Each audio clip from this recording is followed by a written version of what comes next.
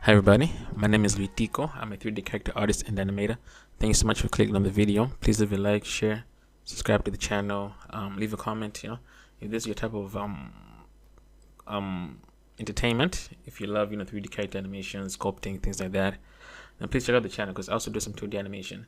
Now I just want to start off by saying you won't see Nani in the sculpting process because I just started off with Lilo and Stitch. I did sculpt Nani, but then I sculpted Nani on a TikTok live stream. So and I just kind of decided to record the process of I just decided to add Lilo and Stitch off of a whim after I was like, let me just maybe have something for YouTube whilst I work on the next character, which spoiler would be Cyclops, because I promised a friend that I'd do Cyclops. I also do requests, so if there's a character you want to see me sculpt, please feel free to leave them in the comment. Nothing too weird, but I try my best to make any any character, but then nothing too weird.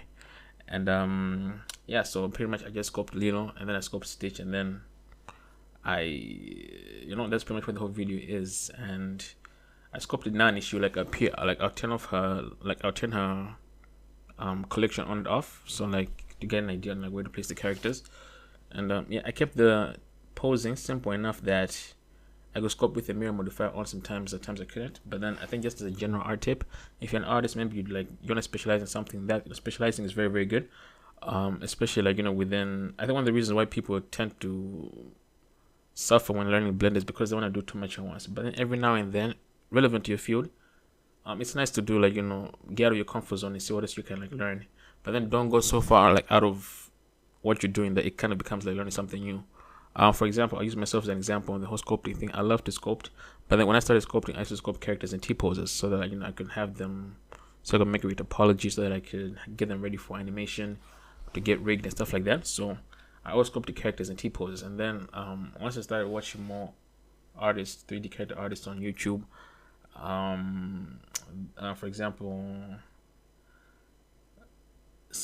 I forgot the names because they tend to use ZBrush, but then I just kind of stumble upon the videos every now and then. They were sculpting characters already posed. I'm just pretty bad with names, but then I got interested. But okay, let me try doing that too. I feel like it kind of also help you my skills a little bit. You don't have to go to the most extreme to maybe sculpt the most dynamic pose. You can start slow. And I also advise maybe do it step by step. Don't just rush into it. Use very basic shapes.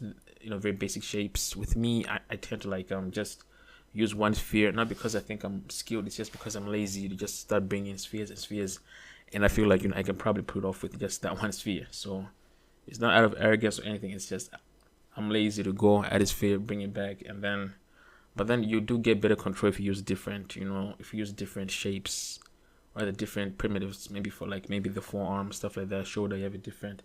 And I feel that's a pretty nice thing to do, and you can always try it both ways, maybe see how it works for you, And that being said, so yeah, always try something new. Don't be scared to not try something new. For example, I also do some 2D animations, but then I tend to love doing fight scenes, stuff like that. And so I tend to have a reference of people fighting, and then I'm just trying to animate that in 2D.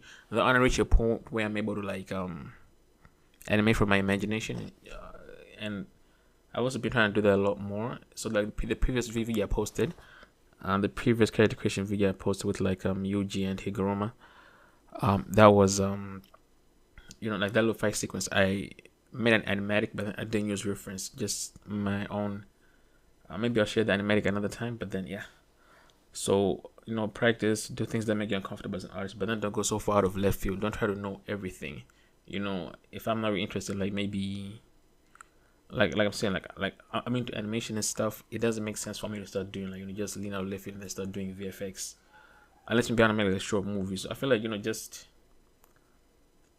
the best advice I can give is do what is going to help you at the end of the thing. If you want to be more of a journalist and stuff, go ahead. But then at times I think just don't venture out too far of left field, because that might just end up causing you to burn out and cause the distractions and stuff.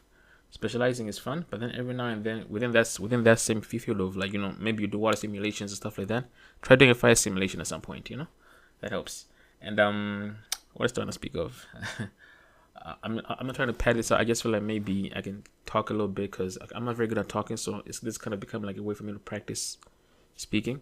And so yeah, Lilo and Stitch. I'm a Disney kid. I grew up on Disney.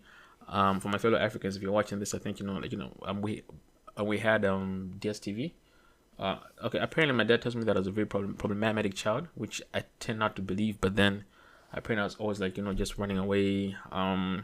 So if you're like grew up the way I did, in Malawi, maybe there's some other African countries, I'm guessing, like not every fence back then was like made of bricks. Some were like made of like grass, some straw.